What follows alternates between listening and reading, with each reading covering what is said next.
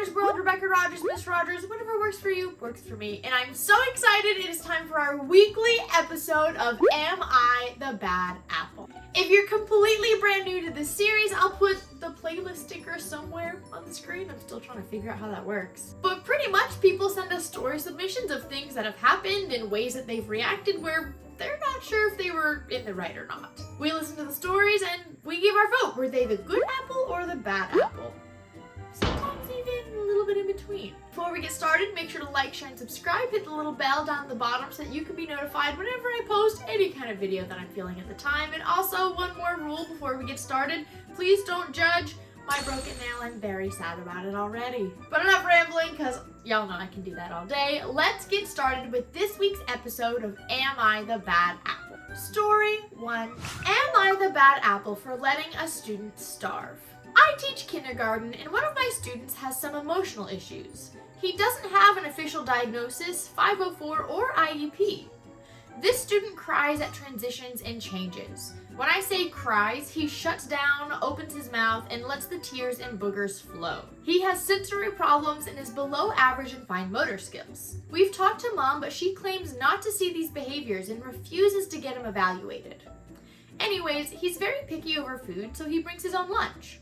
In the past, he's had problems at snack time with picking snacks, but after lots of tears and hard work, it's not as much of an issue anymore. He's able to try new snacks. Yesterday, he forgot his lunch and had to eat a school lunch.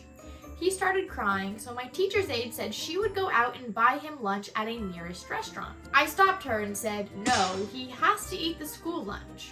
He went to the cafeteria crying and didn't end up eating anything. I already planned on giving him extra snack later since he didn't eat lunch, but my teacher's aide is very mad at me for not letting her go buy him food. My thing is that he needs to start getting used to choices and the possibility of eating school lunch. If he doesn't eat lunch, then he learns that if he doesn't want to go hungry again, he needs to eat school lunch, just like how we learned with snack time. This method has worked with him for many different situations, not only for food, but also participating. Sometimes he doesn't want to play, but then he doesn't want to be alone, so he joins in. I'm also documenting his behavior to have enough evidence to prove to his mother that he needs an evaluation. My teacher aide keeps throwing in my face that she's a mother, and as a mother, she can't let a kid go hungry. I'm not a parent, so I don't understand. I'd like to point out again that whenever any of my students don't eat their lunch for any reason, I always give them extra snacks, which is about an hour and a half after lunch. For special events and field trips, I always keep extra lunch in my classroom as well as a variety of snacks for those picky eaters. I just didn't have the resources that day. In this case, I felt like in order for him to learn, he needed a little tough love, which is a proven method with him. My teaching aide is still not speaking to me though, so it makes me doubt and wonder if I'm the bad apple. I don't want to be the mean teacher that lets kids go hungry, although once again, we do have snack time, but he had a choice and he made that choice. So, am I the bad apple? That is a really tough situation. It's really unfortunate the amount of parents that refuse to acknowledge their children's needs, as if that will somehow make them less than. Your child's great, your child's perfect, like, okay, they might need to be evaluated, they might have a diagnosis, they might need a little bit of extra help, but that's not a terrible thing. Do you not want your child to get the help that they need? And I feel like if this child had the appropriate 504 IEP, things like that, it would be a little easier to meet those needs. So the teacher and the teacher's aide are already at a disadvantage that isn't their fault, because there's nothing that they can do for this child officially without accommodations. This teacher and this teacher's aide clearly know that this child has some extra needs, and that's okay. And they're doing their best to meet those needs without the official support that an official document would give them, like a 504, an IEP, things like that. How out of their way do they go to just kind of put a bandage over the issue of this kid doesn't have official accommodations until something needs to be done? I totally understand the teacher's aide, seeing the kid struggling, wanting to make sure he eats something, but I also worry that that's just kind of putting a bandage over the situation of he doesn't have the accommodations that he needs. And I know I say this in a lot of videos, I don't have kids, I get it, I know I don't, and so maybe I'm wrong, maybe I'm crazy, but I don't agree with just constantly putting a bandage over a broader issue that really needs to be addressed. I don't hate the idea of, hey, give him choices, see how he reacts in a normal setting without accommodations, and document that kind of behavior to use as evidence for why he needs to be evaluated. I don't hate that idea. Because the more evidence, the more proof that you have of, hey, he might need a little bit of extra help, that's only going to like reinforce the, Mom, we need to have a talk. But if you're constantly putting that Band-Aid over it, like you have nothing to back you up. What happens next year when the kid doesn't have the same kind of teachers who are willing to bend over backwards without accommodations, right? That doesn't help the kid in the long term. I feel like the teacher's aide really wants to fix short-term issues, whereas the teacher is trying to figure out long-term issues. So I don't think there are any bad apples here. And even Mom, I don't think Mom is a bad apple. I think that she might be in denial a little bit of the needs that her son has, but I don't think that makes her a bad apple, if that makes sense. Again, I don't have kids, but I can see the defensiveness of any parent hearing, oh, your child needs accommodations, as kind of taking that as, are you saying there's something wrong with my child? There's nothing wrong with any child that might have a few extra needs. It happens, and it's just a part of life. They're still wonderful, they're still perfect. They just need a little bit of extra help, and that's okay. Everyone needs a little extra help every now and then, but I can see where a parent would get defensive about that in the beginning.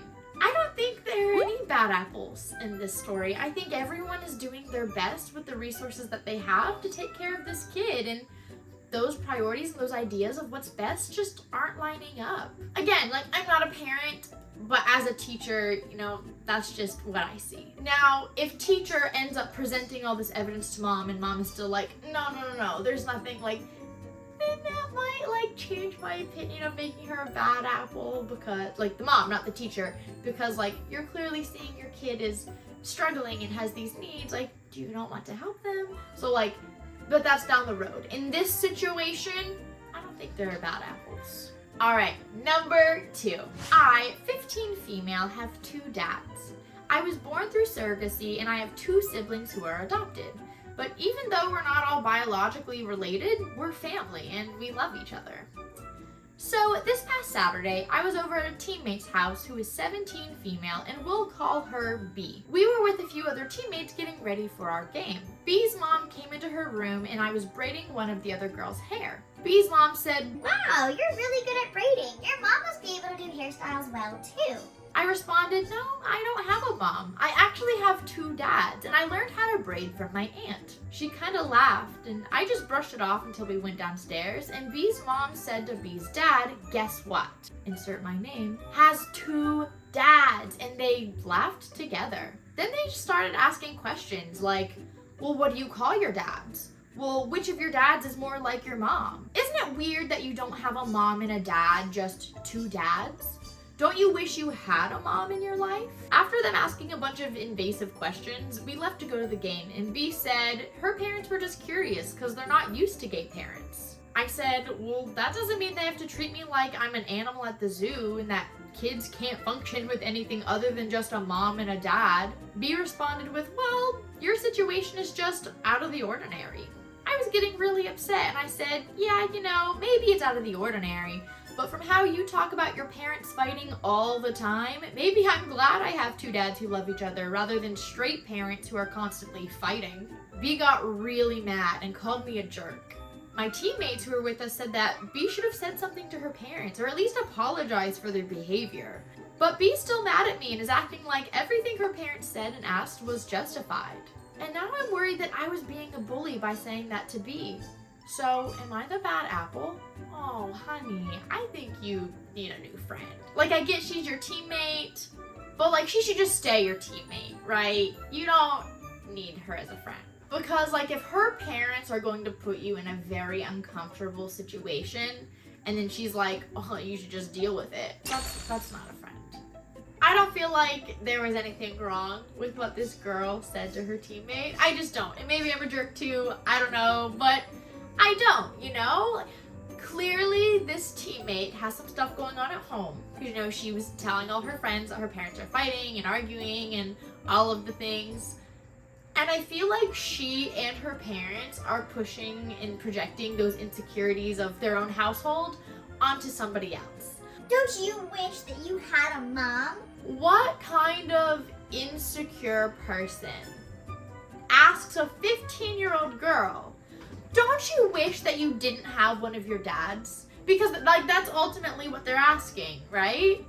That's weird. That's cruel. And I get that the teammate cannot control her parents' behavior, right? But to justify it, no. That's not a friend. I don't think there was anything wrong with this girl saying to her teammate, hey, just because you guys have stuff going on at your house doesn't mean that I'm unhappy at mine.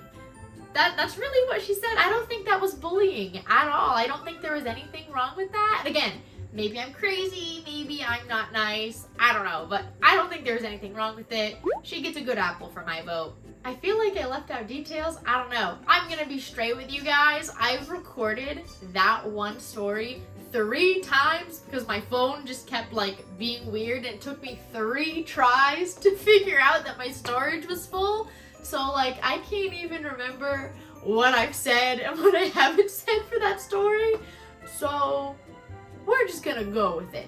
She's not a bad apple. I feel like anyone with common sense gets that, you know?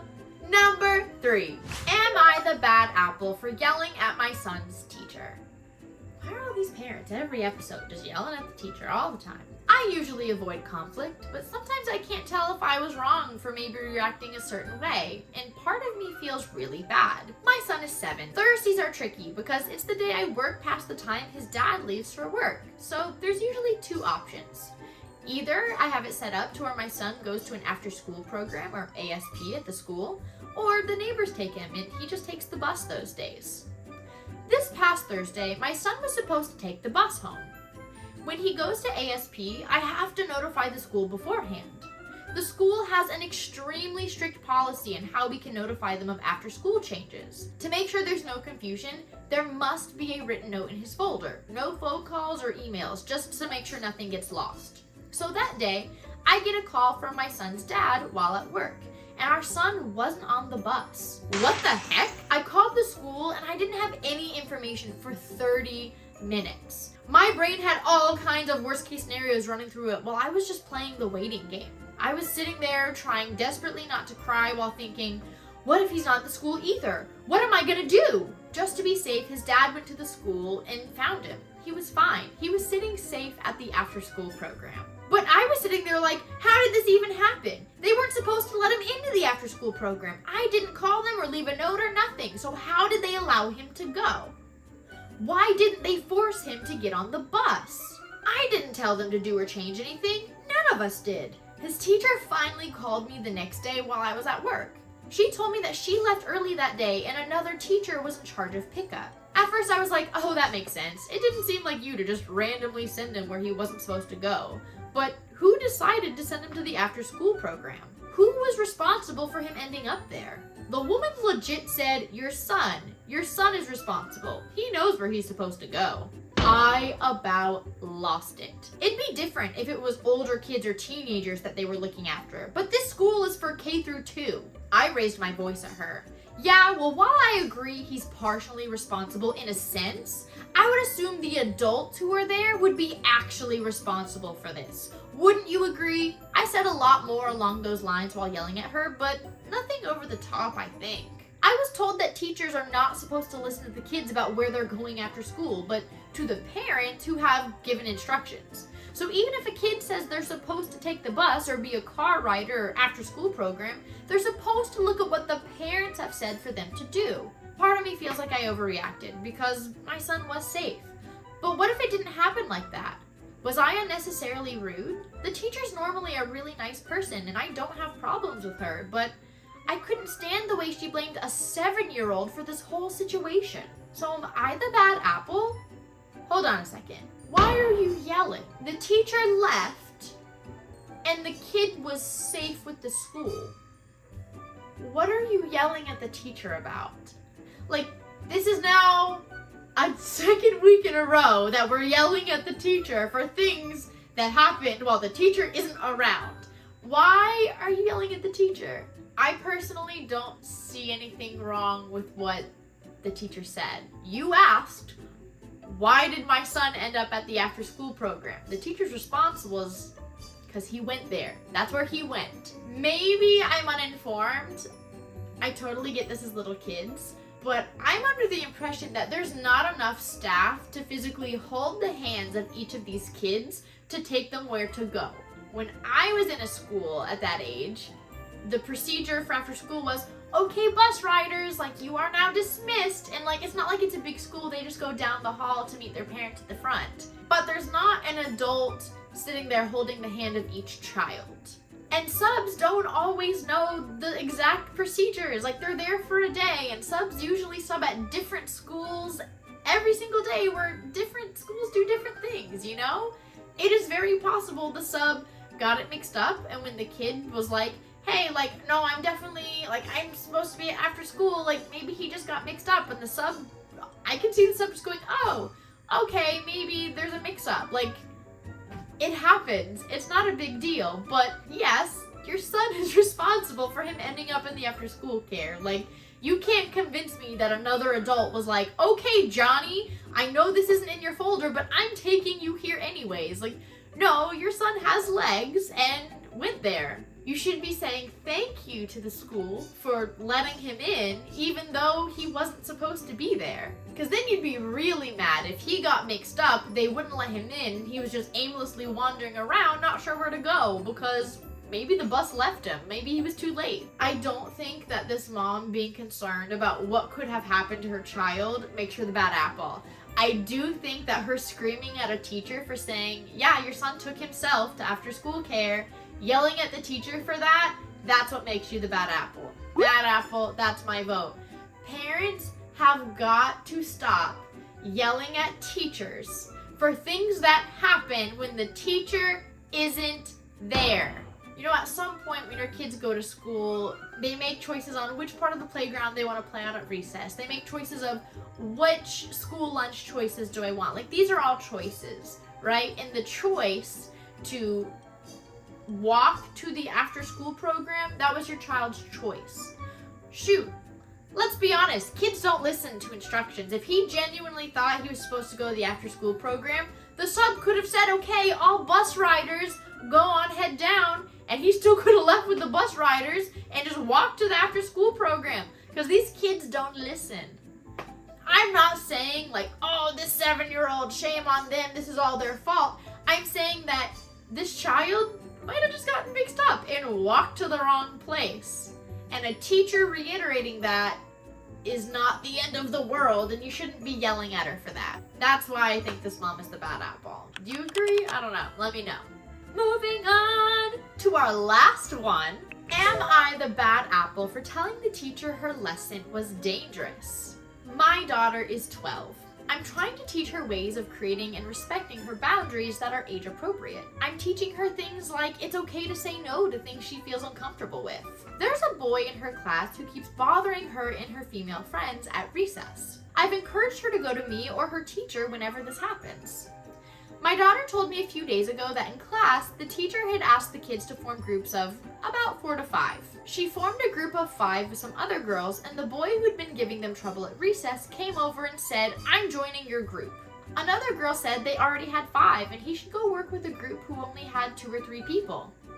The boy said, no, the teacher said about 4 or 5. My daughter then said that they didn't want to work with him and he should go find another group. A few of the other girls agreed with her, but the boy said, you can't exclude me like that. It's against the class rules. My daughter said she didn't care. She wasn't comfortable working with him. I heard about this first from my daughter, and the way she talked about it, she'd been firm and not super unkind. But then I got an email from her teacher saying she wanted to call. She said there'd been an incident at school where my daughter had excluded another child, and that wasn't allowed in her class, and she wanted me to have a talk with her about it. The thing is though, her telling of the events was exactly the same as my daughter's. And I felt really proud of my daughter, both for standing up for herself and for her honesty. I sent an email to the teacher saying, Dear Miss Teacher, I'm sorry, but that's not a lesson I feel comfortable teaching my daughter. She's at the age where she's already having to deal with unwanted attention, and I'm making a point to teach her that she doesn't have to be around anyone who makes her uncomfortable. A young lady should be able to choose to spend time with people who make her feel respected. I understand that you're already aware that this boy has been behaving in ways that she feels uncomfortable with at recess from our prior conversations. I think it's very dangerous to teach girls that they have to include and be kind to everyone instead of teaching them to be aware of when someone is not respecting her no and stepping out of the situation. I hope I don't have to explain in too much detail why I find this important, but to put it briefly, I was brought up with the include everyone mindset, no exceptions. It taught me to ignore my own comfort level, and as I became a young adult, I became a victim of men who used my inability to say no to their advantage. It's a dangerous lesson and no longer appropriate at that age. She emailed me back asking for a meeting in person with the principal. I'm preparing for that, but wondering if my email was a little too harsh. Am I the bad apple? Ooh, 12 years old. What is that, middle school? And still, you have to include everyone. Like, if I had kids come up to me and say, I know you said groups of 4 or 5, but this kid is trying to be our 6th and he's making us uncomfortable, I cannot imagine being mad at the girls for not including him. That's wrong. No, this teacher is wrong. I completely agree with the mom. Like, teaching girls that they can't say no when they're uncomfortable, no, that's a no from me. And I feel like there's gonna be people in the comments that are like, oh, but maybe he was just trying to be nice. It doesn't matter. Like, it doesn't matter to me. I'm sorry. I don't care. If anyone is making me feel uncomfortable, regardless of their gender, like, I feel comfortable saying, no, I don't want to be here. I don't want to be around this. And I think that is a very healthy thing to be able to do. And telling girls at age 12, you can't do that because it could hurt someone's feelings, that's wrong. Because the mom's right, like, that opens a very dangerous door. And again, I know there's gonna be people in the comments that are like, not all men, and like, I get that, but the dangerous guys or the dangerous people don't really have like a sign on their forehead that says, I'm dangerous, you know? Like, you have to be comfortable saying no to everyone because you never know who's going to be dangerous. And if anyone is making you feel uncomfortable, like, you should be able to speak up for yourself and say, I don't want to be around this, or I don't want to be around you. And I think that's valid. You don't have a right to make someone else uncomfortable. If someone doesn't want to be around you, they don't want to be around you. And I'm not saying that that makes you a bad person if someone doesn't want to be around you. Go find people that, like, do want to be around you. You deserve that, right? You deserve friends that do want to be around you. So let someone be comfortable enough to say, I don't want to hang out with you, so that you can go find people that value you. There's a good compromise. I don't think this mom is in the wrong. I think the teacher's in the wrong. Mom is good apple. I don't even want to call the teacher a bad apple. I can see the intention of, like, love everyone. Like, it's not a malicious thing, I guess. I think it's a very outdated mindset that she was raised to agree with. But I think that she's able to, like, talk it through with mom and realize, oh, like, this isn't the best way to go about things. Like, I think there's hope for the teacher, you know? And just because she wants to have a meeting in person doesn't necessarily mean she wants to sit there and fight mom. Like, maybe she read the email, realized what the mom had been through, and wants to, like, apologize or, you know, talk to her and, like, make sure that she knows that her daughter's in good hands. Like, that's what I'm hoping for. Am I right? I don't know. But that's what I'm hoping for, you know? So I'm going to say, mom is a good apple. We have hope for the teacher, but I'm not going to label her a good apple. Right now, she's sour. And then, like, maybe she'll ripen a little bit after the meeting. I don't know. I have hopes for her. What do you guys think? Do you think there's hope for the teacher? I think everyone has a chance to grow, you know, when they are introduced to new experiences and, you know, have conversations. Even though conversations can sometimes be difficult, people can grow from them, you know? But that's my vote. My vote is we had, I think, 3 good apples and 1 bad apple. I feel like the bad apples are nervous to send me their stories. But we'll keep looking, and I've got so many stories. I'm so glad you guys have been loving this series. We will keep this every single Tuesday. So make sure to like, share, and subscribe. Hit the little bell down at the bottom so that you don't ever miss these episodes when I put them out on Tuesdays. And I'll see you guys later. I love you guys. Mwah! Don't forget to put all of your opinions down in the comments. You know I love to read them. I love you guys. See you next week.